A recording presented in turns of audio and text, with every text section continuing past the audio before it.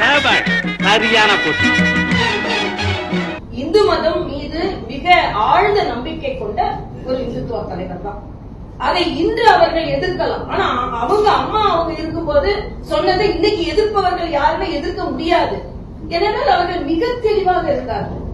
அவர்கள் இன்னைக்கு சொன்னீங்கன்னா எல்லா இடங்களிலும் நீங்க கோயில்கள்ல குடமுழுக்கு நடத்துவதா இருக்கட்டும், கர சேவகர்களுக்கு பாராட்டு தெரிவித்ததா இருக்கட்டும், கர சேவையை காரணம் காட்டி பாரதிய ஜனதா கட்சி ஆட்சி கலைக்கப்பட்ட பொழுது இது தவறு என்று மிக துணிச்சலான குரல் எழுப்பியதாக இருக்கட்டும், ராமர் கோயில் தேவை என்று தனது தொண்டர்களிடம் கையெழுத்து வாங்கி அனுப்பியவர் அவர். அந்த ராமர் கோயில் கட்டியதில் அதற்கு ஆதரவு தெரிவித்த மிகப்பெரிய இந்துத்துவ அழுத்தமான நம்பிக்கையுடைய இந்துத்துவ தலைவர் அவர். அதே மாதிரி கோயில்கள் எல்லாம் அன்னதானம் போட்ட தலைவர் அவர். அதனால மிக தெளிவாக ராமசேதுக்கு மற்ற இங்கே திராவிட முன்னேற்ற கழகத்தை போன்றவர்கள் எதிர்ப்பு தெரிவிக்கும் போது அதற்கு ஆதரவு தெரிவித்தவர். அவை இதற்கு எவ்வளவோ காரணங்களை எங்களால் முன்னிறுத்த முடியும். அதனால நிச்சயமா அவர் இன்று இருந்திருந்தால் நிச்சயமாக ராமர் கோயிலுக்கு சென்று சாமி கும்பிட்டு விட்டு இந்த ராமர் கோயில் எங்களது கனவு இது நிறைவேற்றப்பட்டிருக்கிறது என்று சொல்லுவார். ஏனென்றால் அப்படி சொல்வதற்கான அடித்தளம் இருக்கிறது. கரசேவையை பாராட்டி இருக்கிறார், ராமர் கோயில் வேண்டும் என்று அவர் அழுத்தமாக சொல்லி இருக்கிறார். கரசேவையில் ஈடுபட்ட தொண்டர்கள் மீது நடவடிக்கை எடுக்கும் பொழுது அதை கடுமையாக எதிர்த்து இருக்கிறார்.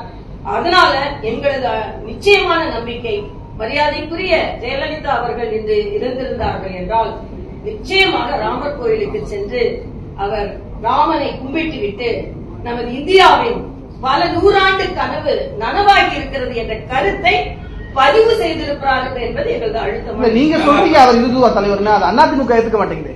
இல்ல அதிமுக அவங்க அதே அதிமுகவோட கொள்கையில அந்த தலைவர்கள் இருந்தாங்க. நான் என்ன கேக்குறேன், அவர் கர சேவையை ஆதரித்த போது அங்கே உள்ள இன்னைக்கு எதிர்ப்பு பேசுறவங்க எல்லாம் எதிர்த்தாங்க. பாஜக குறுகிய வட்டத்துக்குள்ள அவங்களை அடைக்குது. குறுகிய வட்டம் இல்ல, இது பெரிய வட்டம்.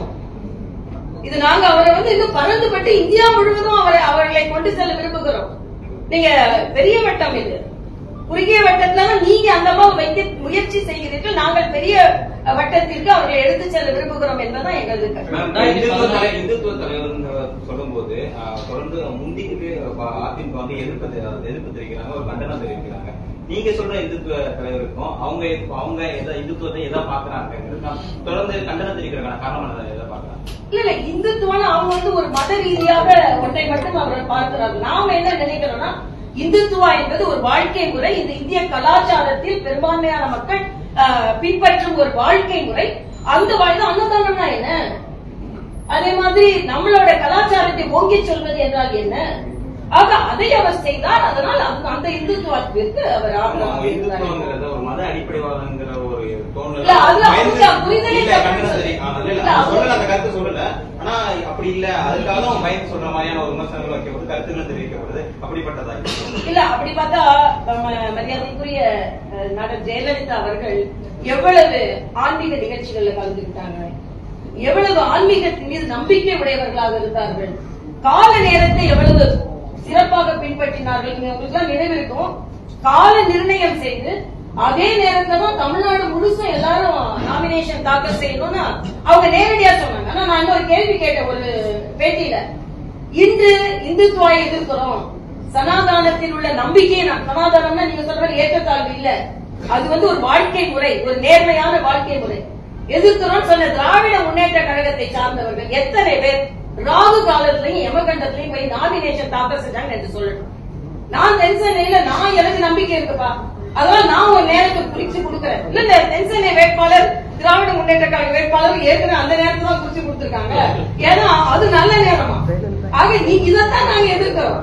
நான் மறுபடியும் சவால் விடுகிறேன், எல்லாரும் நல்ல நேரம் தான். இப்ப அதுல 2-3 நாள் இருக்குது. நாங்க என்னைக்கு போட்டோம் அன்னைக்குதான் போட்டி போட்டு அவங்க நாங்க நேரடியா சொல்றோம், நாங்க இந்து மதத்தை பின்பற்றுகிறோம், எங்களுக்கு மத நம்பிக்கை இருக்கிறது, எங்களுக்கு இந்து மதம் இல்லை, எங்களுக்கு ஆன்மீக நம்பிக்கை இருக்கிறது. எங்களுக்கு சிறுபான்மை மக்கள்லாம் எங்ககிட்டயும் வேட்பாளர்களா இருக்கிறாங்க, ஆன்மீக நம்பிக்கை எங்களுக்கு இருக்கிறது, நாங்க நேரத்தை பின்பற்றோம், நேரடியா சொல்றோம்.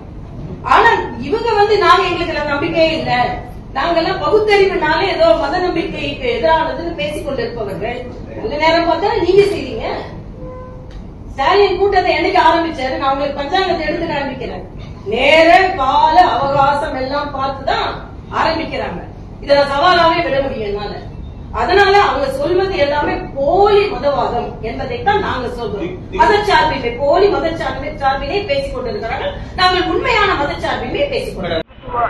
தலைவர் அதுதான் சொல்லிட்டேன். அவங்க என்ன ரீசன் ராமர் கோயில் கட்டணும் ஜெயலலிதா கேட்டாங்க. அதே போல பாகிஸ்தான் 370 வந்து ஸ்கிராப் பண்ணணும்ன்றத எல்லாமே ஜெயலலிதா பண்ணாங்க. இல்ல இப்ப திருமதி தமிழிசை கூட ஒரு ஆளுநரா இருந்தவங்க ஒரு தவறான தகவல் சொல்லலாமா? நான் கேக்குறேன், எந்த இடத்துல அம்மா வந்து கர சேவைக்கு ஆட்கள் அனுப்பினாங்கன்னு சொன்னாங்க சொல்லுங்க பார்க்கலாம். அது வந்து அதிமுக தலைவர்களே வந்து பேசாங்கன்னு சொல்லிட்டு ஒரு பொறுப்புள்ள பதவியில் இருந்து கொண்டு இப்படி ஒரு பொறுப்பற்ற அந்த பேச்சு என்பது நிச்சயமாக வந்து ஒரு முகசுளிக்கின்ற வகையில் தான் இன்றைக்கு தமிழிசை சவுந்தரராஜனுடைய அந்த கருத்து இருக்கு. எடுத்துக்காமீங்க பார்க்கலாம். நான் அரசியல் இருந்து நான் வந்து விலகிறேன். நான் கர சேவைக்கு வந்து ஆள் அனுப்புறதுக்கு அம்மா சொன்னாங்களா? அன்னைக்கு என்ன சொன்னாங்க அம்மா? அன்னைக்கு ராமர் மசூதியை இடிக்கக்கூடாது, ராமர் மசூதி அது இதுவும் ராமர் கோயிலும் கட்டணும். இதுதான் வந்து அம்மாவுடைய ஸ்டாண்டு. ஏன்னா ரெண்டு மதங்களை மதிக்கப்படணும். இந்துவாக இருந்தாலும் மதிக்கப்படணும், இஸ்லாமியர்களாக இருந்தாலும் மதிக்கப்படணுன்ற அடிப்படையில் தான் அம்மாவுடைய கருத்து இருந்தது. ஆனால் வேண்டுமென்றே திரித்து இப்ப கர சேவைக்கு தான் ஆள் அனுப்பிச்சு அதை வந்து அன்னைக்கு நான் கூட தான் அந்த அம்மா கூட 91 96ல அன்னைக்கு வந்து அம்மா கூட இருந்த தலைவர்கள் அன்னைக்கு வந்து விமர்சனம் பண்ணாங்க. அன்னைக்கு இப்படி வந்து ஒரு அண்ட புழுகு, ஆகாச புழுகு இன்னைக்கு வந்து பாத்தீங்கன்னா இன்னைக்கு வந்து ஒரு பெரிய அளவுக்கு இந்த பிஜேபியை பொறுத்தவரை ஒரு தோல்வியினுடைய உச்சகட்டத்தை போயிட்டு இருக்கு. இன்னைக்கு அந்த ஒரு அடிப்படையில் இன்னைக்கு வந்து மேல இருக்கிறவங்களும் வாய்க்கு வந்தபடி பேசுறாங்க, கீழே இருக்கிறவங்களும் வாய்க்கு வந்தபடி இன்னைக்கு வந்து பேசிட்டு இருக்கிறாங்க. உலர்களுடைய கட்சியாக இன்னைக்கு வந்து பிஜேபி மாறிட்டு